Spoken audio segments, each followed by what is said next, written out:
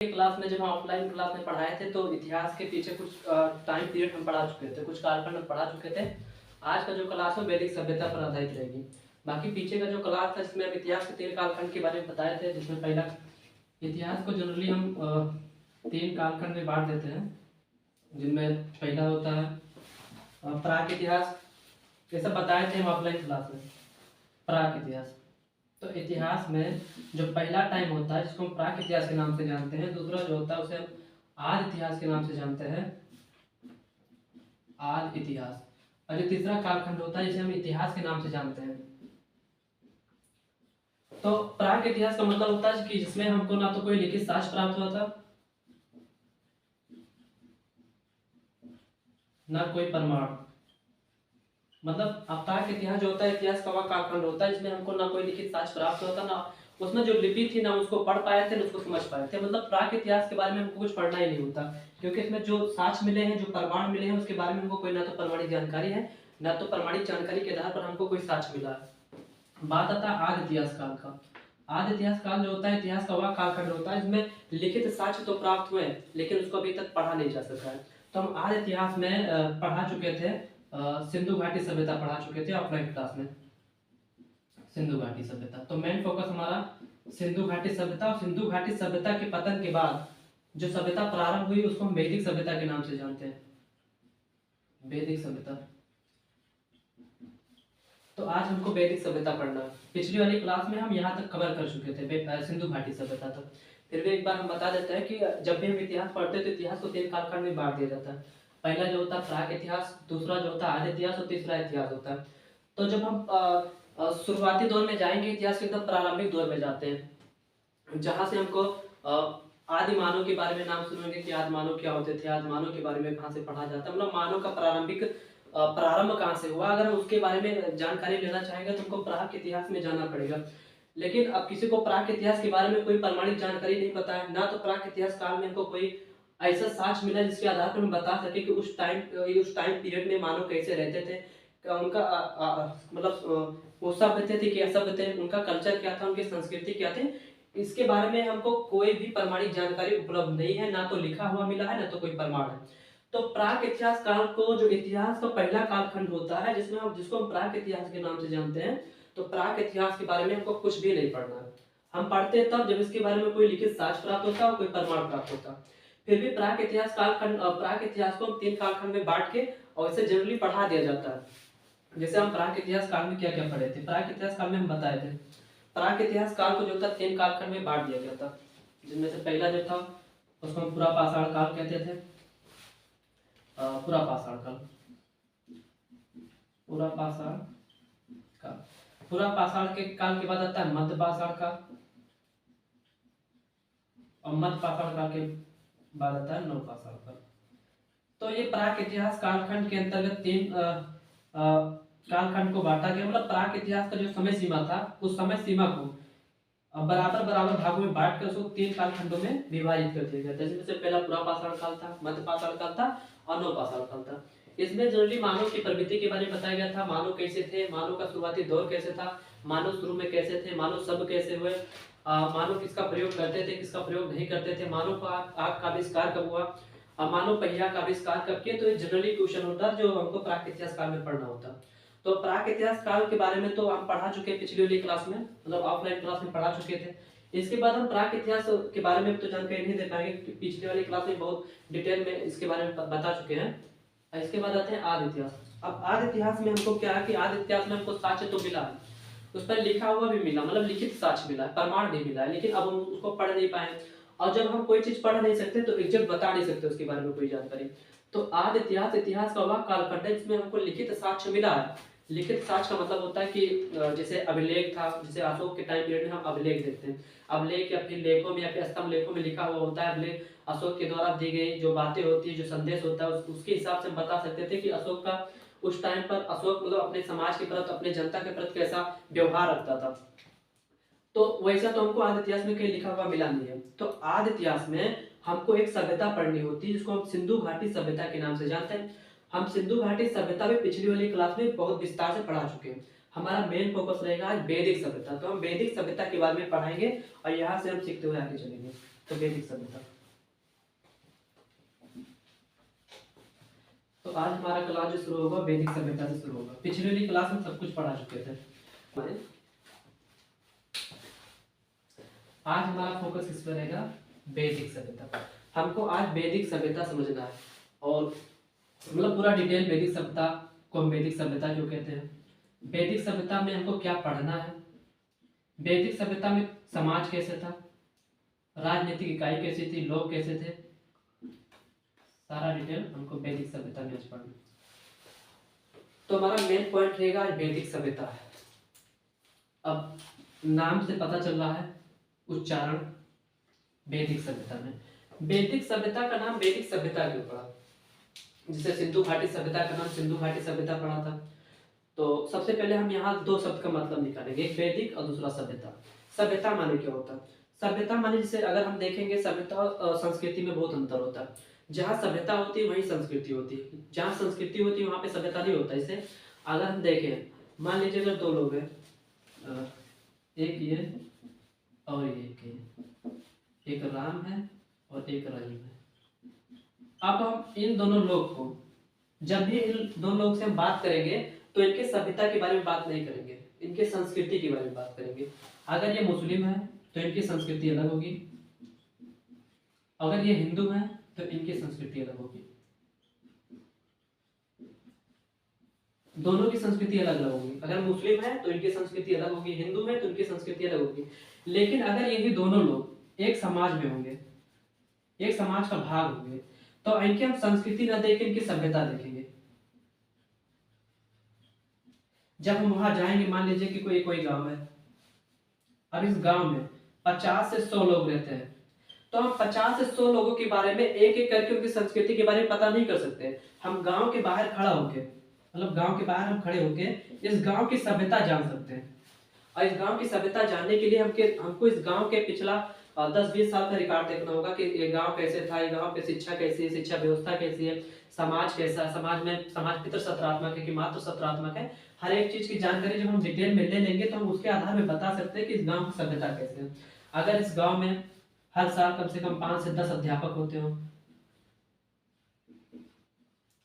5 से 10 इंजीनियर होते हो, तो इसके आधार पर हम अनुमान लगा लेंगे कि जो सभ्यता है, इस गांव की जो सभ्यता है, वो सभ्यता शिक्षा पर आधारित है। यहाँ मतलब इस गांव के हर एक व्यक्ति शिक्षा लेना चाहते हैं। इनकी सभ्यता बहुत सरल है, बहुत स्वाभाविक सभ्यता है, सहज सभ्यता है। लेकिन अगर इसी गांव में हम देखें कि हर साल 5 से 10 मर्डरर निकलते हो, मर्डर करने वाले 5 से 10 डाकू निकलते हो, तो उसके आधार पर हम ये बता सकते हैं कि इस गांव की जो सभ्यता है बहुत जर्जर सभ्यता।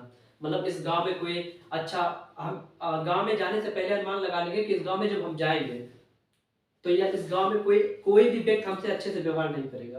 मतलब इस गांव की जो सभ्यता होगी वो सभ्यता बिल्कुल भी बर्बर, जिसे मंगोल होते थे, मंगोल में जो मंगोलों की प्रजाति होती थी, जो मंगोल होते थे, उनका जो व्यवहार होता था बहुत बर्बर व्यवहार होता था, बहुत मतलब बहुत गलत टाइप का व्यवहार होता था। तो हम सभ्यता, मतलब सभ्यता क्या होता है, सभ्यता जब भी हम देखते हैं कम से कम एक समाज, सभ्यता हम समाज में देख सकते हैं, लेकिन संस्कृति हम एक व्यक्ति का पर्सनल संस्कृति पूछ सकते हैं। मुस्लिम है तो उसका अलग संस्कृति होगा, हिंदू है तो उसका अलग संस्कृति होगा। लेकिन जब हिंदू और मुस्लिम दोनों एक साथ होंगे तो उनकी सभ्यता के बारे में पता लगेंगे, इनकी सभ्यता क्या है, ये किस गांव से बिलोंग करते हैं, किस देश से बिलोंग करते हैं। तो ये वैदिक, ये सभ्यता शब्द का मतलब था कि सभ्यता क्या होती है। तो ऐसे हम वैदिक सभ्यता पढ़ने जा रहे हैं, तो हम देखेंगे कि वैदिक क्या है और सभ्यता क्या है। सभ्यता तो हम बताए क्या होता है, वैदिक। वैदिक में हमको दिख रहा है कि जो इस सभ्यता का नाम, इस सभ्यता का नाम वैदिक क्यों पड़ा? तो इस सभ्यता का नाम वैदिक सभ्यता इसलिए पड़ा क्योंकि इसमें हम चाहे सामाजिक जीवन पढ़ेंगे, चाहे यहाँ के लोगों का राजनीतिक जीवन पढ़ेंगे, चाहे सांस्कृतिक जीवन पढ़ेंगे, ये हर एक चीज कहाँ से ली गई है? तो वेद से ली गई है। तो वैदिक सभ्यता में चाहे हम सामाजिक जीवन पढ़ें, चाहे राजनीतिक जीवन पढ़ें, चाहे आर्थिक जीवन पढ़ें, उसका उल्लेख जो है वो वेद से हुआ है। उसकी जानकारी हमको कहाँ से मिलती है? वेद से मिलती है। जैसे आगे हम देख रहे हैं, तो अब वैदिक सभ्यता, वैदिक और सभ्यता। अब वैदिक सभ्यता, अब इस सभ्यता का नाम वैदिक सभ्यता क्यों पड़ा? सबसे पहला पॉइंट, किस सभ्यता का नाम वैदिक सभ्यता ही क्यों पड़ा? हालांकि इससे पहले सिंधु घाटी सभ्यता आ चुकी थी। अब सिंधु घाटी सभ्यता का नाम सिंधु घाटी क्यों पड़ा? इसका तो अच्छी प्रमाणिक जानकारी है, क्योंकि वहां की जो सभ्यताएं थी वो सिंधु नदी के तट पर स्थित थी, इसीलिए उसको सिंधु घाटी सभ्यता फिर इंडस सिविलाइजेशन के नाम से जाना गया। लेकिन जैसे वहां पर हम सिंधु नदी के नाम पर सिंधु घाटी सभ्यता को प्रमाणित करते हैं, चिन्हित करते हैं, सेम वही से हम इस सभ्यता को वैदिक सभ्यता के नाम से इसलिए चिन्हित करते हैं क्योंकि यहाँ पर हमको जो कुछ जानकारी मिलेगा, अब वो चाहे यहाँ के रहने वाले लोग क्या सामाजिक जीवन पढ़ेंगे, यहाँ पर रहने वाले लोग क्या आर्थिक जीवन पढ़ेंगे, या फिर इस सभ्यता के लोग का राजनीतिक जीवन पढ़ेंगे, ये सब ज्ञान हमको कहाँ से मिला है? वेद से मिला है। इसलिए इस सभ्यता का नाम हम वैदिक सभ्यता रखते हैं। तो वैदिक सभ्यता का नाम, इस सभ्यता का नाम वैदिक सभ्यता इसलिए पड़ा क्योंकि इसमें जो कुछ हमको जानकारी प्राप्त होती है सब वेद से प्राप्त होती है। अब वेद, वेद क्या होता है? वेद जो होता है वो ज्ञान का संग्रह होता है, ज्ञान का संग्रह। नॉर्मली भाषा में वेद होता क्या है? तो ये जो वेद होता है वो ज्ञान का संग्रह होता है, ज्ञान के संग्रह को हम वेद कहते हैं। अब ये ज्ञान का संग्रह आया कहां से? क्यों हम इसको वेद कहते हैं, क्यों इसको वैदिक सभ्यता कहते हैं, क्यों वैदिक सभ्यता में हम किसके बारे में पढ़ने जा रहे हैं, सब चीज के बारे में हमारे पास जानकारी होनी चाहिए। तब तो हमको पता चलेगा कि वैदिक सभ्यता आखिर थी क्या, वैदिक सभ्यता का उद्भव क्यों हुआ, वैदिक सभ्यता का पतन कब हुआ, वैदिक सभ्यता में क्या क्या बातें हुई, वैदिक सभ्यता में क्या क्या नई नई चीजें आई जो पहले की सभ्यता में नहीं थी। तो अब वैदिक सभ्यता का नाम वैदिक सभ्यता तो इसलिए पड़ा क्योंकि यहाँ पर हमको जो कुछ जानकारी मिलता है उनको वेद से मिलता है। अब वेद क्या होता है? वेद जो होता है ज्ञान का संग्रह होता है। अब ज्ञान कौन दिया?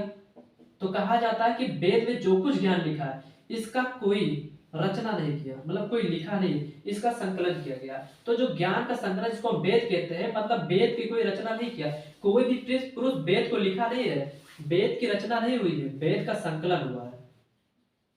अब संकलन क्यों हुआ? क्योंकि वेद जो है ज्ञान का संग्रह है, और ज्ञान दिया कौन था? ज्ञान हमको भगवान से मिला।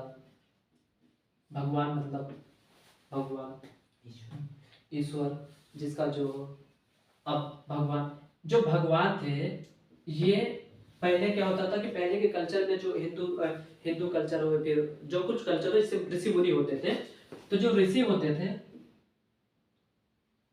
अच्छा ऊपर दिख नहीं रहा होगा, नीचे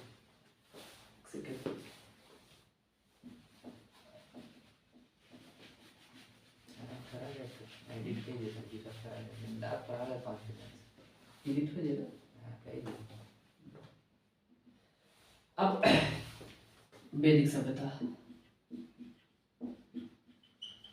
अब वैदिक सभ्यता हम कहें कि वैदिक सभ्यता का नाम, मतलब इस सभ्यता का नाम वैदिक सभ्यता क्यों पड़ा? तो हमको सबसे पहली जानकारी मिली कि यहाँ पर हम चाहे सामाजिक जीवन पढ़ेंगे, चाहे आर्थिक जीवन पढ़ेंगे, और चाहे राजनीतिक जीवन पढ़ेंगे, इन सब का, सामाजिक, आर्थिक, राजनीतिक, इन सब की जानकारी हमको कहां से होती है? वेद से होती है, इसलिए इसको वैदिक सभ्यता के नाम से जानते हैं। अब वैदिक सभ्यता ने वेद शब्द आया। अब आखिर ये वेद क्या होता है? वेद होता क्या है? तो हम कहे जो वेद होता है ये ज्ञान का संग्रह होता है, ज्ञान का संग्रह। अब वेद ज्ञान का संग्रह होता है, तो वेद में ज्ञान का संग्रह लाया कौन? मतलब वेद को लिखा कौन? वेद को लिखा गया है कि संकलन किया गया है? तो जो वेद को हम ज्ञान का संग्रह कहते हैं, जैसे पहले के प्राचीन काल में ऋषि मुनि होते थे, ऋषि मुनि, ये ऋषि मुनि भगवान या फिर ईश्वर का स्तुति करते थे, स्तुति मतलब प्रार्थना करते थे।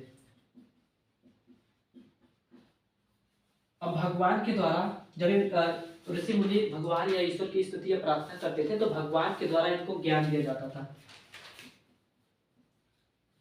ज्ञान दिया जाता था।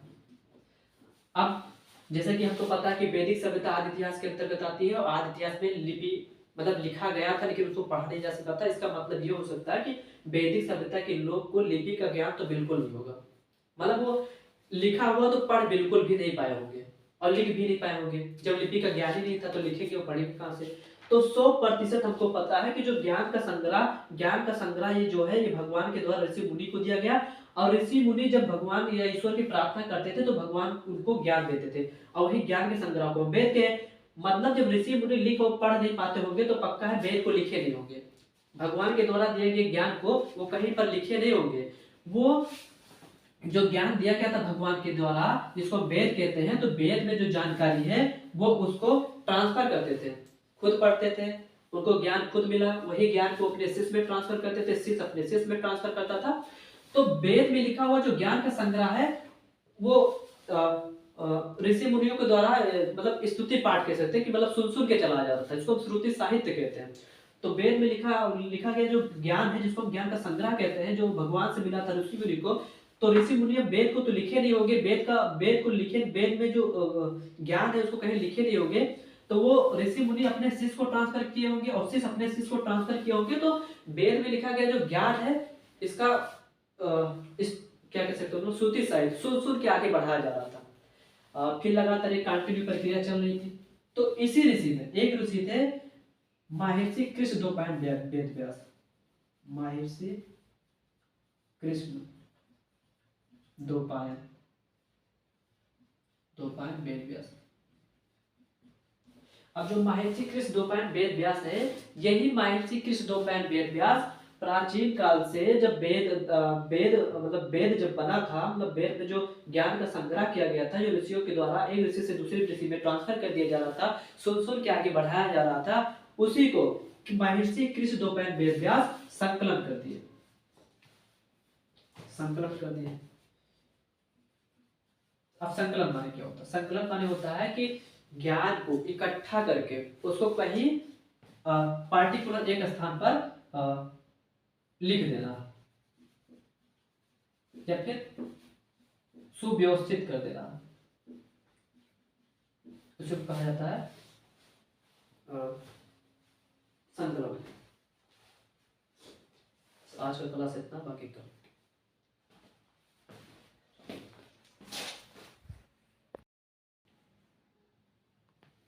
ठीक, तो पिछले